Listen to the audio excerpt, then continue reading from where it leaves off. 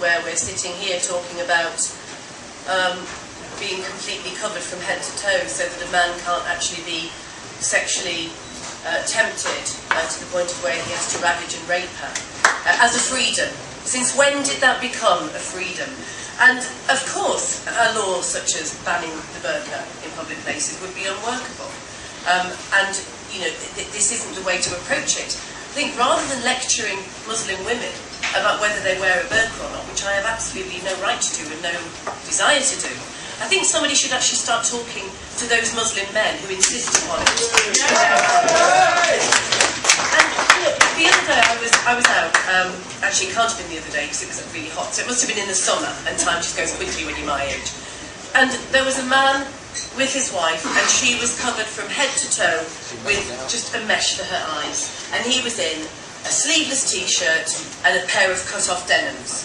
And I felt so bloody angry. It wasn't a choice for her. I absolutely agree with Shazia. Women, I know women have told me that they wear it to make a political statement.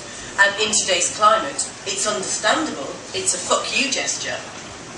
But that political statement, I think, can be felt as a real insult and really quite damaging to those women who are forced into this monstrosity. And I think if we had equality between men and women, it wouldn't exist. I think it's a symbol and a tool of women's oppression. But the women that are forced to wear it, I have to say it's a minority. It really is a minority. Most women choose to wear it. But not in Saudi Arabia. No. About Saudi Arabia. Yeah, you have to understand Saudi Arabia. David. We should no more ban the burqa than we should ban skull caps or turbans.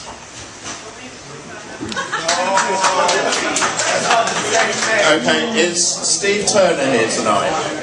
Steve Turner? Looks like he's up at the back there. Can we get a microphone to him? I know you've got a number of questions re prostitution. If you could coach it in terms that the entire panel could answer, a broader question, that would be helpful. Sure. I read an article in The Guardian a few days ago entitled "Why the Men Use Prostitutes," which was by Julie. And a lot of gay men, as you will see in the back of Huet, make a lot of money from prostitution, and ones that I know are perfectly happy doing that, make more money per hour than they probably would in a mainstream job. In the article which Julie wrote, she seemed to be suggesting that that should not be permitted. So my question is, should women be permitted to make the same income in this way as gay men obviously do? And I guess there are heterosexual men who sell themselves to women as well. I believe that occurs. So as a... Yeah, I don't know. But as a broader question, I feel around prostitution, should the laws be changed? And should they be the same for women as they are for men? Shazia, you seemed a little inspired there. I think the law should be the same for men and women because I believe in equality for men and women. Okay, and do you think prostitution should be legal? Well, I have to say, I don't know much about prostitution. Fair enough. Yeah, I don't, but I think Ken does. Ken, legislation on prostitution. The only Act of Parliament I ever changed in the 14 wasted years I was there was I talked out a bill that was going to make curb crawling an offence in which you could be found guilty on the uncorroborated word of one police officer. And I thought that was open to massive abuse. If a woman or a man chooses to sell their body, and it is their choice, they've not been abducted, they've not been pressured, and I think the law is complete ass if it then says we're going to send you to prison or something like that. But let's be absolutely clear, the vast majority of prostitution of women available in this city is women who've been trafficked, are abused, are enslaved, and may very well end up being killed. And there's the distinction.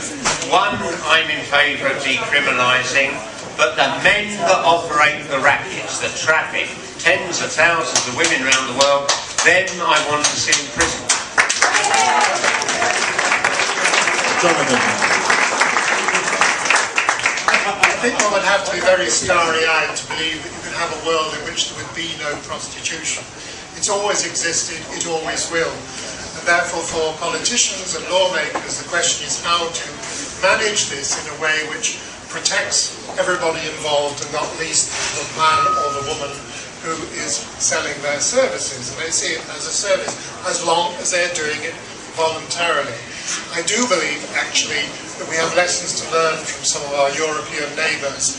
I would like to see tightly controlled licensed brothels with regular health checks, regular checks to make sure people are not being trafficked, and also a good structure in place where any woman or indeed any man who has been forced into something by a gang or by debt or whatever has a means of getting out.